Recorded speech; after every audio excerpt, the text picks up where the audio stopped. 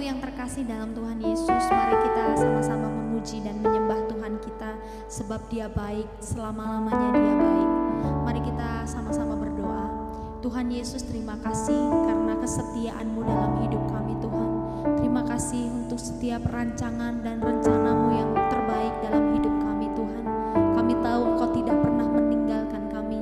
Kami tahu Tuhan Engkau tidak pernah membiarkan kami melewati setiap musim dalam hidup kami. Apapun itu Tuhan yang akan terjadi dalam hidup kami, kami mau katakan bahwa Engkaulah kekuatan kami. Kekuatan yang dari Tuhan itu sanggup memulihkan, sanggup menyembuhkan, dan sanggup membuat setiap kami mampu Tuhan untuk melewati setiap musim dalam hidup kami. Sebab itu biarlah pagi hari ini Tuhan kami boleh menerima kekuatan yang baru yang dari Tuhan, sehingga apapun yang akan terjadi dalam hidup kami Tuhan, kami mau tetap percaya bahwa kami adalah orang-orang yang lebih dari pemenang. Terima kasih Bapa yang baik. Terima kasih Tuhan Yesus atas kesetiaan-Mu dalam kehidupan kami. Haleluya, haleluya.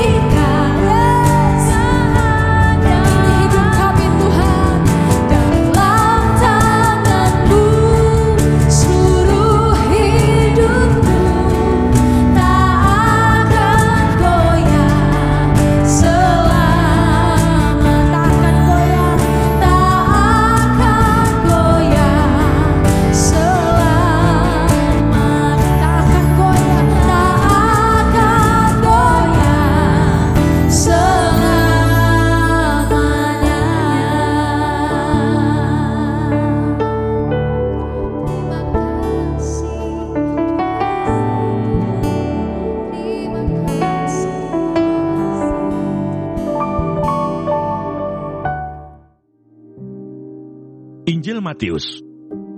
Matius pasal 1. Silsilah Yesus Kristus. Inilah silsilah Yesus Kristus, anak Daud, anak Abraham. Abraham memperanakan Ishak. Ishak memperanakan Yakub. Yakub memperanakan Yehuda dan saudara-saudaranya. Yehuda memperanakan Peres dan Zerah dari Tamar. Peres memperanakan Hesron. Hesron memperanakan Ram. Ram memperanakan Aminadab.